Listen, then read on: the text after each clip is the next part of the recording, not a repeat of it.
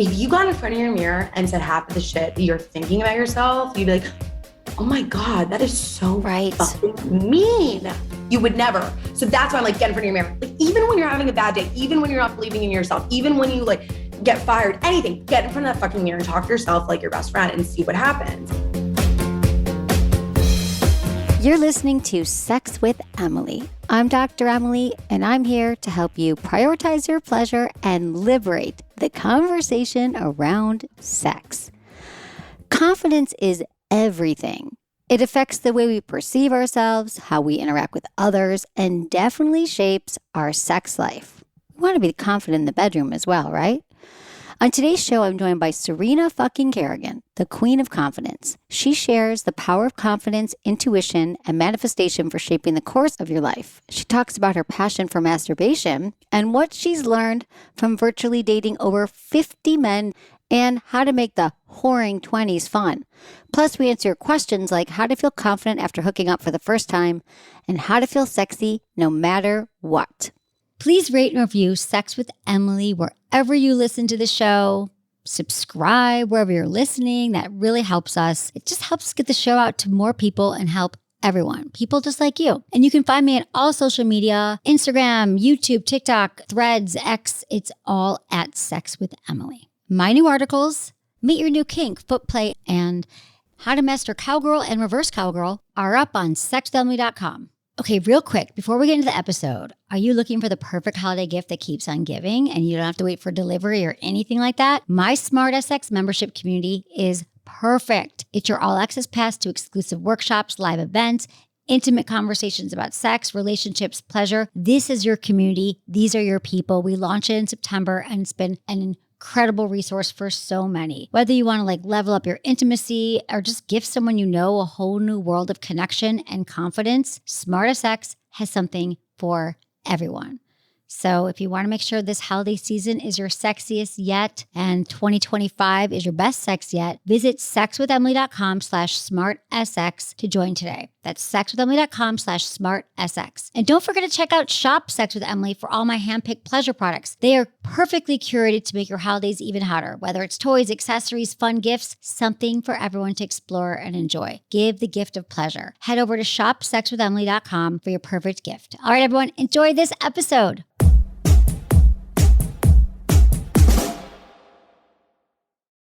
It's the most wonderful time of the year, or is it? Real talk. Between family gatherings and holiday parties and just a little more on our plates than usual, our health can take its toll. Luckily, we have Just Thrive probiotics. They have been with me this entire year, and they are the only clinically proven probiotic and antioxidant on the market. So unlike most probiotics, Just Thrive is unique. It beats bloat and indigestion, supports a strong immune system, gives you clear, glowing skin, and improves your sleep and your mood. These are the only probiotics that I have found that actually reach your gut 100% alive. Those other fancy probiotics, the ones in the freezer, all that, they don't do any of this. Just Thrive comes in a capsule or a gummy, and it's the perfect gift to keep your gut in balance during the holiday season and beyond. And they have a money-back guarantee. So give yourself the gift of health this year and kickstart your new year routine early with Just Thrive. And for a limited time, you can save 20% site-wide at justthrivehealth.com with promo code SEXWithEmily. That's justthrivehealth.com and code SEXWithEmily for 20% off. Okay, let's get real. When was the last time you thought about your vaginal health? I'm not talking about a quick wipe or splash of water. I mean really caring for your vulva and vagina like you do the rest of your body. You've got serums for your face, vitamins for your hair, probiotics for your gut. But what about down there? Enter V Health Serum. And trust me, it's about to be your new nightly ritual. And here's why. V Health uses science-backed Nobel Prize-winning technology with 4 targeted growth factors to restore and rejuvenate your vaginal tissue. Translation? It helps with dryness, irritation, and even painful sex while you sleep. Plus, when you use it externally, it enhances sensitivity. Yes, I'm talking more pleasure, more connection, and maybe even more orgasms. So I've made it part of my evening self-care routine. After brushing my teeth, getting cozy, I apply just a little bit of V-Health serum on my vulva, and it feels like I'm giving that part of my body the love it deserves. I mean, a lot of us walk around completely disconnected from our body, so I know every day I'm making a connection. And here's the kicker. It's hormone-free, so no worrying about side effects. Your vulva deserves this, whether you're navigating perimenopause, postpartum, or just want to stay ahead of the game. V-Health is preventative care that works. Think of it like sunscreen, but for your vagina. So show yourself some love. Go to getvhealth.com and use code Emily25 for 25% off. That's getvhealth.com and use code Emily25 at checkout. Trust me, your vulva and your entire body will thank you.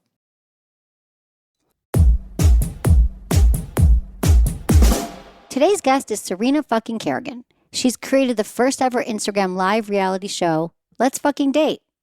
The show streamed Serena's virtual blind dates to her audience of followers. What started as a way for a single 26-year-old to entertain her followers in quarantine was immediately dubbed by the Today Show as quarantine's new must-watch. Hey, Serena, welcome to the show. Hi. Tell me about yourself. Tell me about Serena fucking Kerrigan. So I'm born and raised in New York City. In February 2020, I quit my job and decided to really build my brand full time. And then a couple of weeks later, the pandemic hit and I was alone in my apartment, isolated, but really fixated on the fact that I was single. And my whole brand is, I'm the queen of confidence and I saved a seat for you at my throne. My whole brand is about empowering women.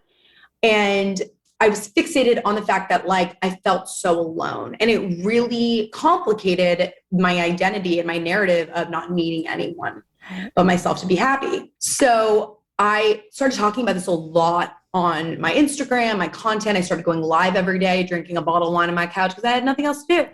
And then I set out to normalize virtual dating. And I started dating men on Instagram Live every Friday during the pandemic.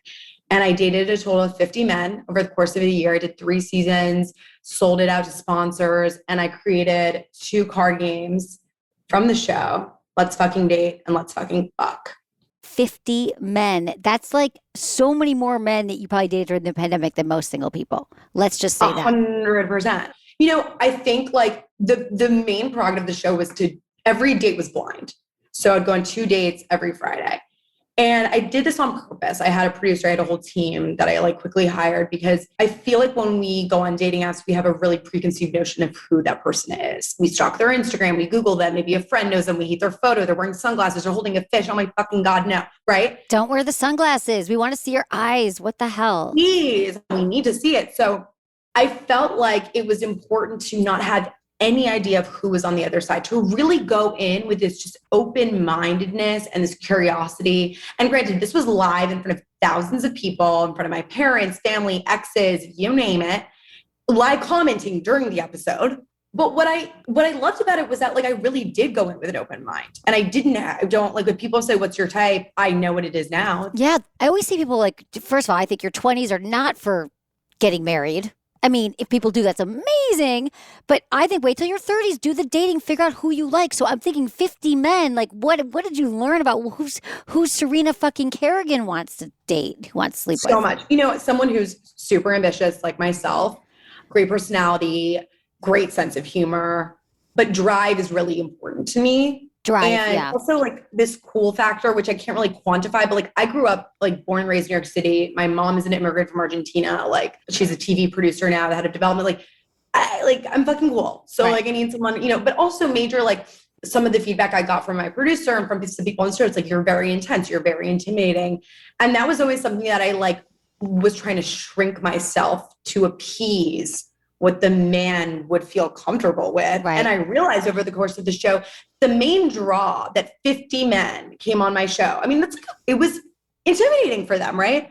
Was the confidence, was the fact that I was unapologetically myself and that I should not tone myself down. And the right guy will not be intimidated because he won't be insecure. Right. 50 dates. Any second dates? Yes. We had a villain season 1.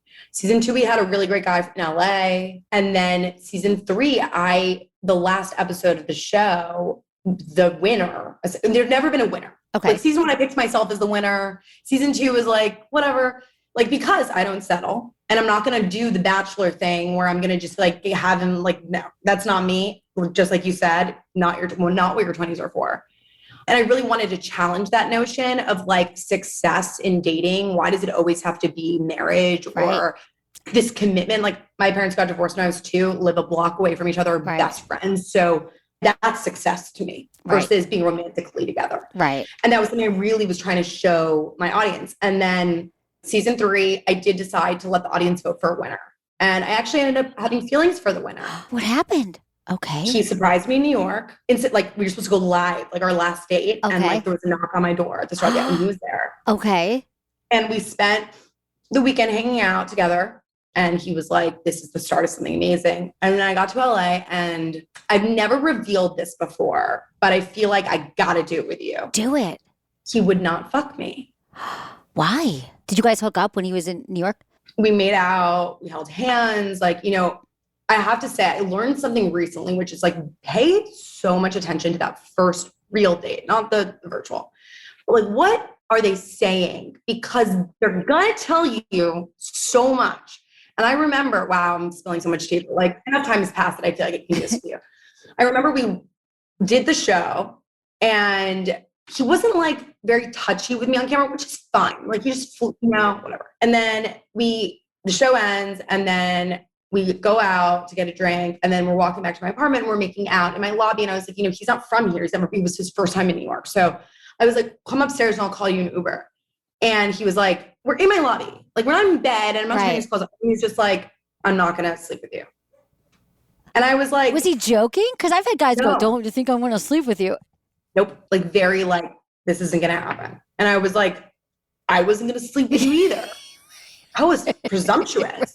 Right. And I remember like I went home and just had like the worst like feeling in my stomach. Like something isn't that's right. the moment that's not right intuition in the moment. That's the stuff we listen to, but we don't. We override it all the time. You don't want to believe it at all. At all. You're like, oh, what's that pesky feeling telling me? It's no. And I was like, you know, he wasn't from the United States, so maybe it was different culturally. He's younger than me, like, and also so valid that you don't want to sleep with someone on the first date, especially if like, you know, sex is whatever, but it just felt a little like I felt predatory. Yeah. Would he fool around, but he would like hook up, but he wouldn't have sex? Or he just like wouldn't fuck? What do you mean he wouldn't fuck you? Like, did you stand there going like, yes, like exactly like that. Naked. I'm naked and I'm gesturing towards my vulva right now. That's what. Thrusting it essentially into thin air. What part of this naked, sexy woman is not your jam? And then what did he say? He said, I don't have a condom, which like.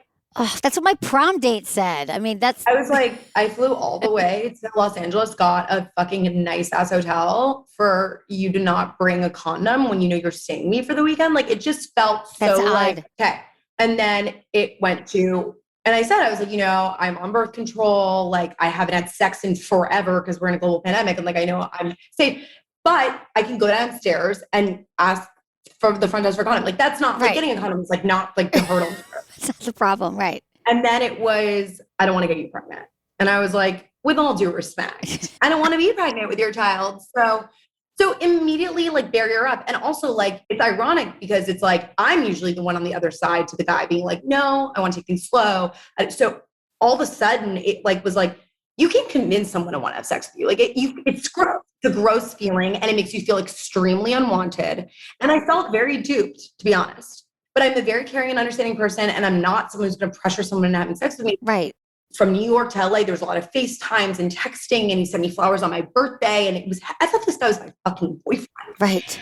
And then I just remember that feeling of like, all of a sudden that intimacy, we could never get to the next level. No. Like he blocked me beyond and I was like, this isn't going anywhere. Yeah. It doesn't sound like a healthy person. Yeah. Right. Or not a healthy person, but not a great communicator. And that's what you learn. Confidence is so important. We'll get into your confidence platform. But what about, in what areas do you feel not confident? It's not that I'm insecure. It's that I get it. I have moments of insecurity. Does that make sense? Like I'm not an insecure person because I see myself like my best friend. Like I really look at myself and I'm like, you are my best friend.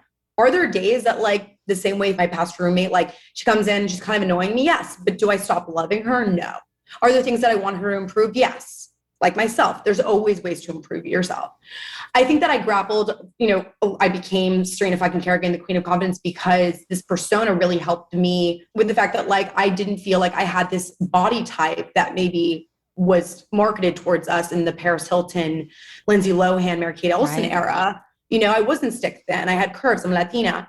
And that was something that I really struggled with for a while. But, the more that I just talk to myself and nurture that relationship with myself, like I would say the things that I get insecure about are more career. Like I believe that I should have am destined to take over the world, but should have done it like yesterday. Like everyone should know who I am because the message that I have is so important. So sometimes I get insecure. I'm like, why isn't this happening faster? And then as much as I know not to tone down my personality, I feel like I have to. Like if I go on a date with a guy and he doesn't know anything about the show or anything about who I am, and he asks me what I do for a living, I say I make card games. Right. Because can a woman be successful and have as big as a personality and her middle name be fucking? And a guy's gonna be like, for sure. Yeah, cool. Yeah, but let's say I meet someone out. Right. I'm like, I don't want to get into like the sex thing because immediately they're like, what do you fuck, say? I'm a producer. That's what I say. I'm like, I produce. I work in media. What do you do? And then I bring it back. Because then the second you say sex, they're like, oh. But I think that confidence can be like that as well. Like, oh, you're so confident, or you know what I mean? I could feel like they could be super judgmental in that way. Did you get that? Yeah, more about the fact that like I had a dating show. It's like, that's the thing, because it's like they get to, if they want to snoop, they can see me dating, but it's under this, it's like a television show, right? It's like, it's a produced thing that I did. Right. So it's not, and as authentic and vulnerable as I tried to be on that show, ultimately it was entertainment. Right. Like you're going on I have a date tonight. Tell me, how'd you meet him? How'd you meet this person? I have to be set up. The dating apps don't work for me. I one of the prompts on my Hinge is dating me is like, and I respond, not like my Instagram. You can judge me IRL, smiley face. But this is the thing. It's like, that's what people do. They make these assumptions on the apps. And that's why I don't think now, I think during the pandemic, they were great. Right. Because I really wanted to normalize FaceTime dating and that you can still create connections online, which is true. I did create a lot of connections with the men in my show. That being said, I want to meet people spontaneously, organically, and I want my friends to vouch for me. And the number one thing I get from people is like, Serena's actually way more chill in real life. Okay. Yeah, exactly. So I get that. I mean, there is a persona, for sure, if you're doing content all the time. Also, I'm wondering with your confidence, like, how does it transfer into the bedroom? So I'm not only confident, I'm an Aries. So I've been masturbating since as soon as I could stand up, I guess. I'm an only child. I had a lot of time on my hands, clearly, a lot of walls to stare at. And I literally masturbated so much as a child, to the point that the teachers were like, Serena's literally humping chairs, surfaces, tables, and doing my little O face when I'm 4 years old, not giving a fuck. That has been who I am since very little. And my parents are super liberal, super open. They're like, listen, we love this. Get in touch with yourself, but you literally cannot do it in public. You have to do it in your room.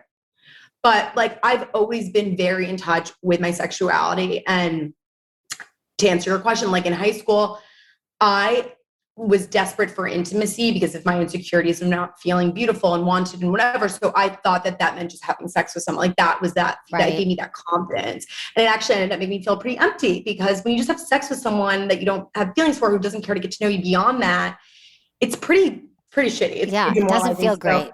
Yeah. It doesn't feel great. And I remember my psychiatrist in high school was like, you need to get to know a guy with your clothes on first. And I was like, I don't really understand. I'll get it short. And so now, I keep a list. It's called groceries, obviously. And I have every guy I've slept with. And it's interesting. It literally every year just gets tinier and tinier. It's tinier. In high school, it was that was my mode of feeling confident. Right. And then once I really did gain confidence in myself, now I'm very picky in terms of me being in the bedroom. I'm a bad bitch in the bedroom. I know, I'm just a sexual person. And I know that's not definable, but I watched tons of films growing up. I loved sex scenes. I was a horny kid. Sex in the City. I never felt more connected to a character than Sam Jones. And in high school, I created a Twitter account called Sam Jones' Daughter. And I would tweet like her. The fact that I'm 15, 16, and I'm that connected to Samantha Jones, that's insane. Yeah. It's confidence. I know I'm sexy. I'm not, I get a lot of messages from women and girls being like, I'm scared. I'm how do I be confident on top? I'm that's how I come. I better be on top. This motherfucker better switch lanes with me, because I'm wanting control. So that's what you do. When you say a bad bitch, you're I'm getting on top. You know how to have your orgasm. I will always orgasm. If the guy can like keep up, you know, like it's like when they like get all like jackhammery and switch positions, I'm just like, let's calm down here. But yes, I know exactly how to make myself orgasm. And it's literally because like I hum tables from like 98, like 2000. Confidence is just, how would you describe it? Yeah, like it's a state of mind. It's a state of, It literally spills into every facet of your life. And that's why it's so unfortunate that like we live in this capitalist society that is predicated on us feeling insecure. Because when we're insecure, we buy shit, buy makeup, weight loss products, and women especially, like it's just like thrown in our face. And we were born with confidence. But if you really begin to treat yourself like your best friend, like that same kindness, nurturing, it's not saying you don't always love your best friend. You can not like your best friend one day or disagree with them or think that they could have done something better. But regardless, you will never be nasty or demeaning to your best friend. You'll always try to make them feel better, whether they're getting ghosted. You'll be like, fuck that guy. Like, right? That kind of dialogue is something that I literally say to myself in front of my mirror. I have mirrors everywhere. And that is really how you do it. And it will spill into everything because when you're your best friend, if she came in and was like, I'm not like feeling sexy, like what would you say to her? You'd be like, yeah, you're not sexy. It sucks. You probably suck in bed too. No, you'd never say that. You'd be like, okay, how do we get sexy tonight? Like, what should we do? Should we put on some lingerie, listen to Beyonce? So that kind of support you need to give to yourself. And it's exactly right. It's not about experience. You know, I think that that's a question I get a lot. Like, I'm not experienced enough. Like, so I'm not confident. I'm like, it has nothing to do with that.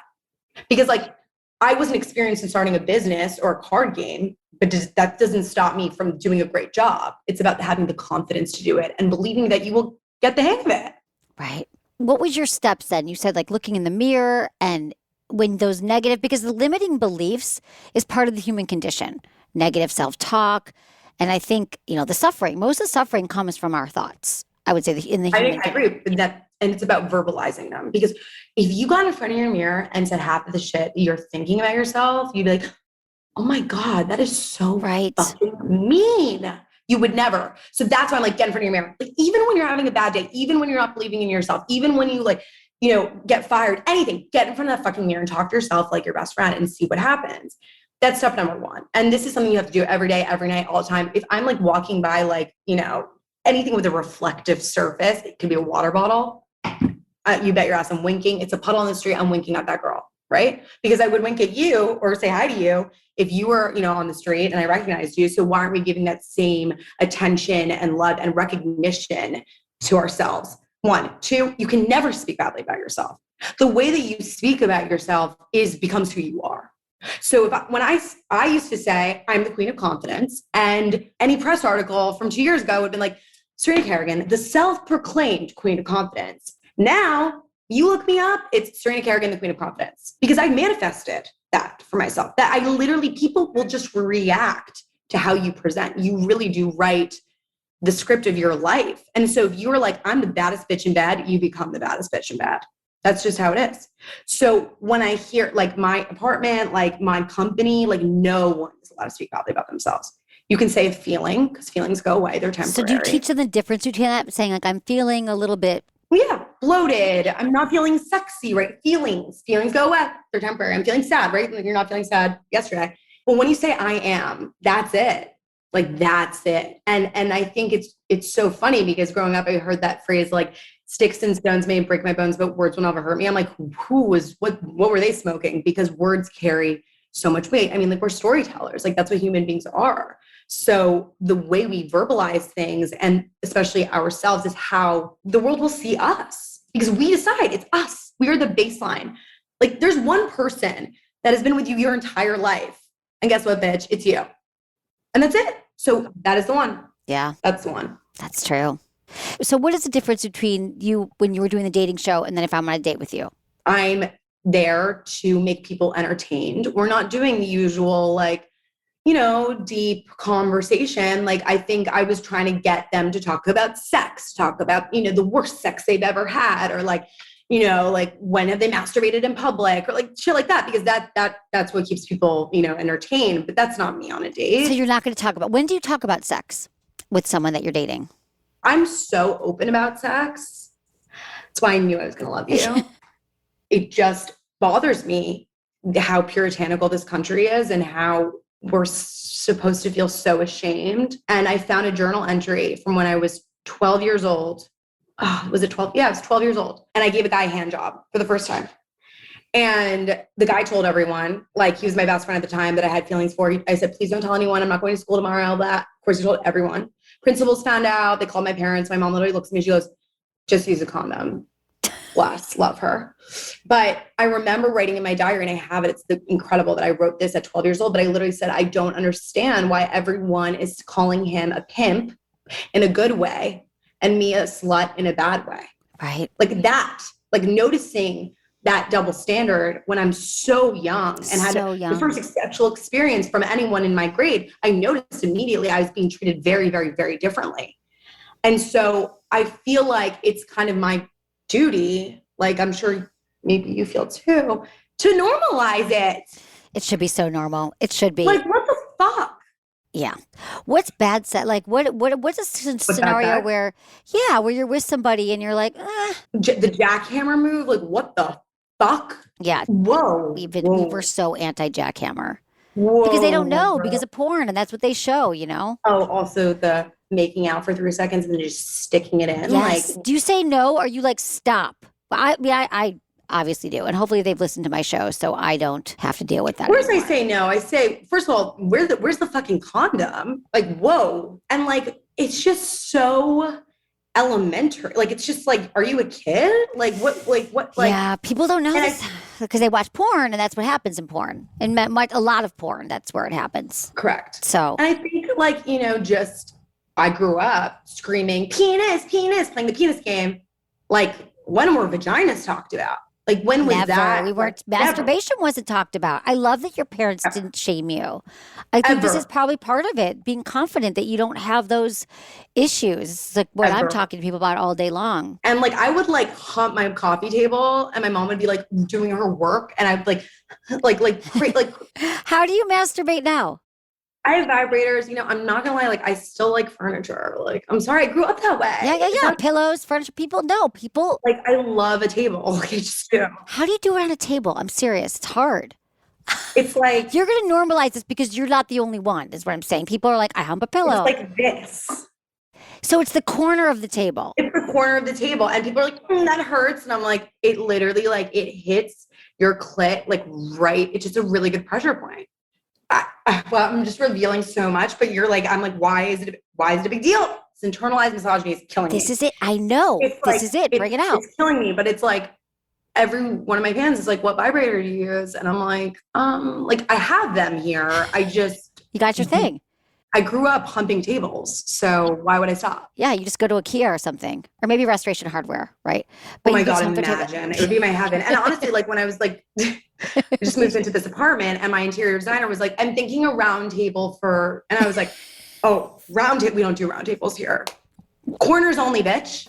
We'll be right back after a short break, but first, I have to tell you about something that seriously boosted my confidence lately. That is Via. You know, I've been talking about confidence and showing up as your best self. Well, sometimes finding that extra edge is about embracing what helps you feel good from the inside out. Well, that's where Via's High Love Gummies come in. So these gummies combine libido-boosting herbs, premium hemp extracts, and a perfectly balanced dose of THC to heighten your senses and enhance pleasure. So they are designed to increase blood flow, intensify sensations, elevate any intimate experience. Plus, their new High Love bundle includes both the gummies and a THCA vape for a fully immersive experience. And by the way, right before I recorded this, my assistant told me that he just used the vape and he's like, whoa, I just got really turned on. So I'm telling you, this stuff works. And their products are all about quality, transparency, and they're really award-winning. They are crafted with care and they discreetly ship to nearly all states, and you don't need a medical card. And if you don't want the High Love Gummies, literally whatever mood you want to get into. So if you want better sleep, ease anxiety, enhance your mood, or you just want to get high, hey, they have something for you. And their products range from 0 milligrams to 100 milligrams of THC. So if you're not a fan of THC, they have got you covered. You're going to love them. If you're 21 and over, now is the time to try Via. Head to viahemp.com. Use code Emily for 15% off. That's VIIAHEMP.com. Use code Emily for 15% off at checkout. Or click the link in the show notes. Stick around. I'll be back.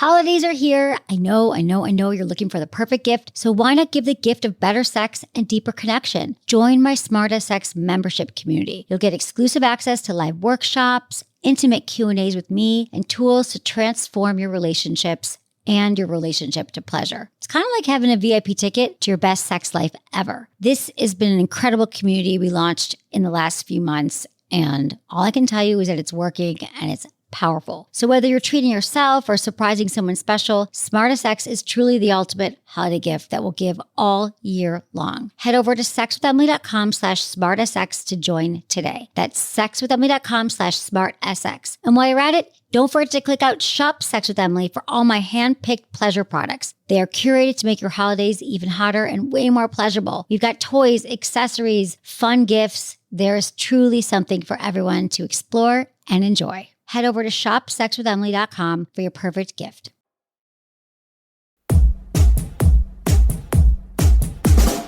So you call it your Horing 20s, or we're all going into the Horing 20s?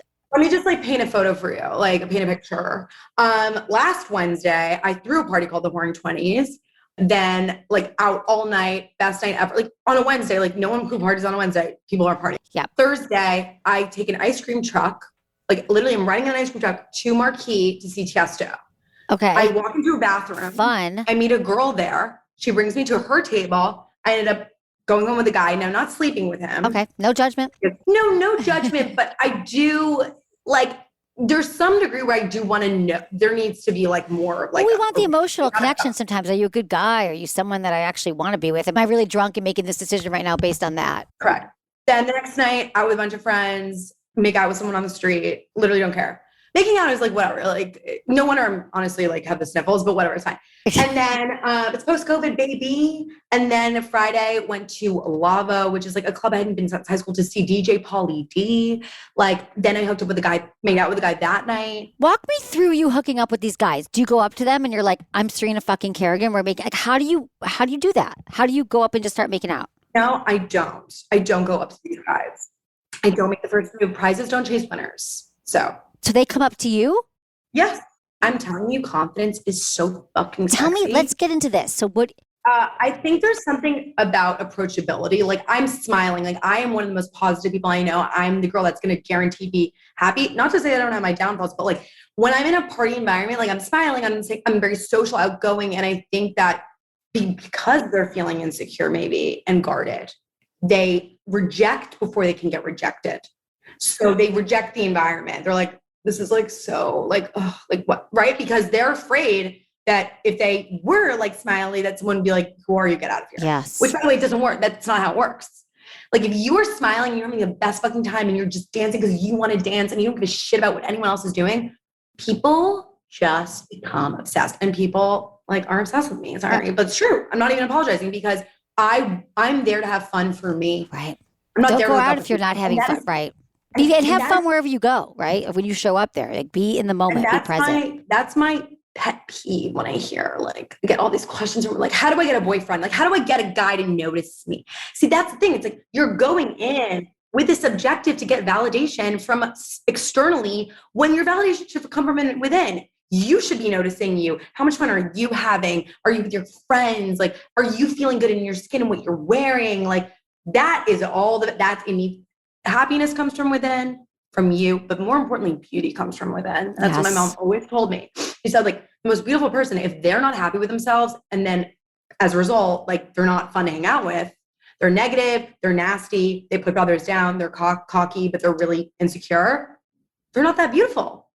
I have a very low tolerance for women that are very insecure. I just don't want to be around it because it just sucks the life out of everything. It really does. They're like, I'm sorry for I shouldn't have said that. Oh my God, that girl's over there. Whoa, dude. When you are happy with yourself, you're just happy with everyone else and you want everyone else to be happy. But if you're not happy with yourself, you're going to fucking tear them down to lift yourself up. But that's what it's about. Right. That's exactly. So where do you start? If people are listening, they say, well, I wish I could, I want to be happier, but if I only lose 10 pounds or if I get this job or I get the guy. So where would you start with people? Look at yourself in the fucking mirror and tell your best friend that you love her. And the other day, someone DM me being like, I'm scared. I'm like, you're scared? You're scared to look in the mirror? You've done way scarier shit. Taking the SAT is scary. Having a baby is scary. Going on this podcast, it's not really scary. But there's so many things that are so scary. And the fact that you can't confront your own image of this consistency in your life, the only one that's guaranteed to be with you your whole life, that is very problematic. And that is something that you need to just fucking work right through. There's a lot of things that we don't want to do in life. I don't want to do my taxes. Like, I don't sometimes want to suck dick, but like we do it and we do it with a smile. So you're going to do it. Well, it's funny when you're talking to him, looking in the mirror, you could say, and while you're there, you should just kind of move the mirror down and take a look at between your legs. I love it. So it's like, I love that. Full view. Literally, love. do the work, please, when you're talking to them, because that's what I'm saying all the time. They won't look at their face.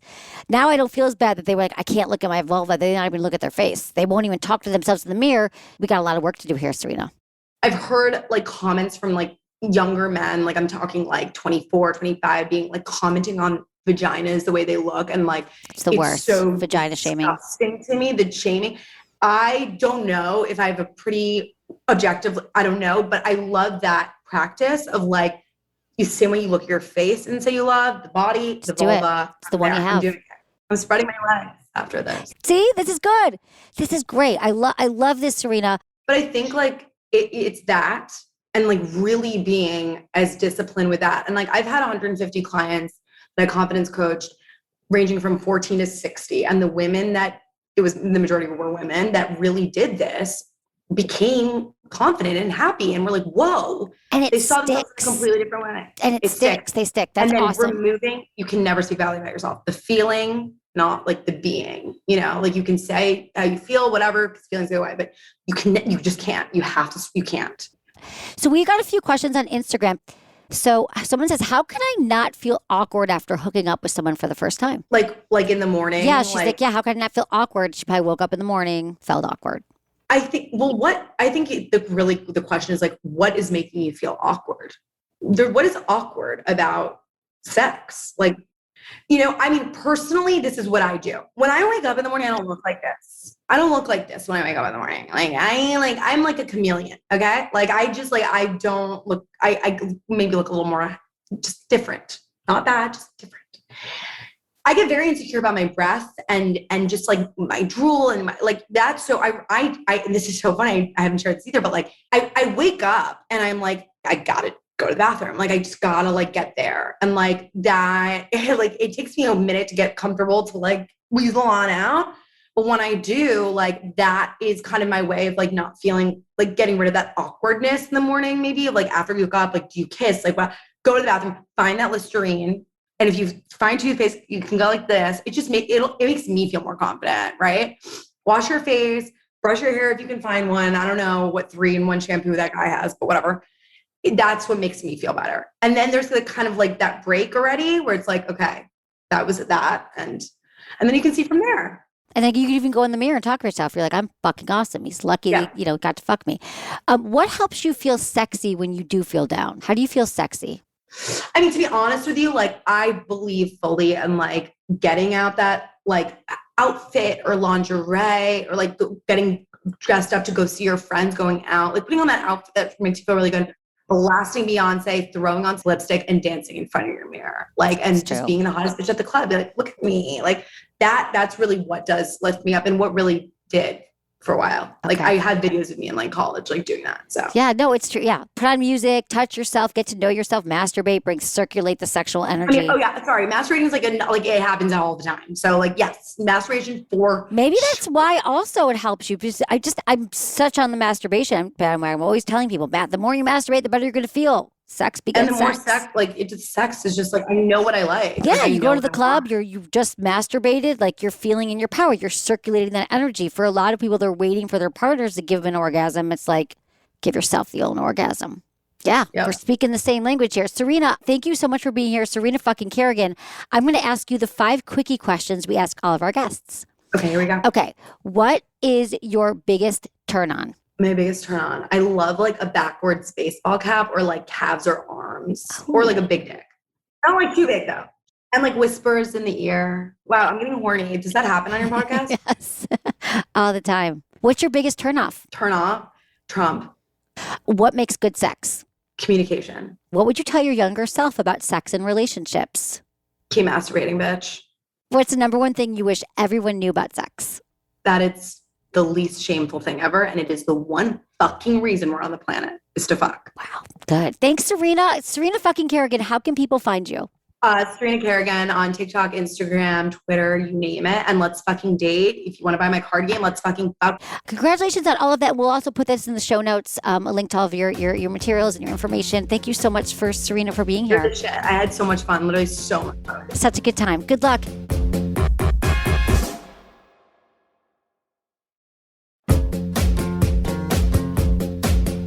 That's it for today's episode. Thanks for listening to Sex with Emily, and be sure to like, subscribe, and give us a review wherever you listen to the podcast, and share this with a friend or a partner. You can find me on Instagram, YouTube, TikTok, Twitter, or X, and Facebook. It's all at Sex with Emily. Oh, and I've been told I give really good email, so sign up on sexwithemily.com, and while you're there, check out my free guides and articles for more ways to prioritize your pleasure. And if you'd like to ask me about your sex life, dating, or relationships, call my hotline, 559-TALK-SEX. That's 559-825-5739, or just go to sexwithemily.com/assemily. Was it good for you?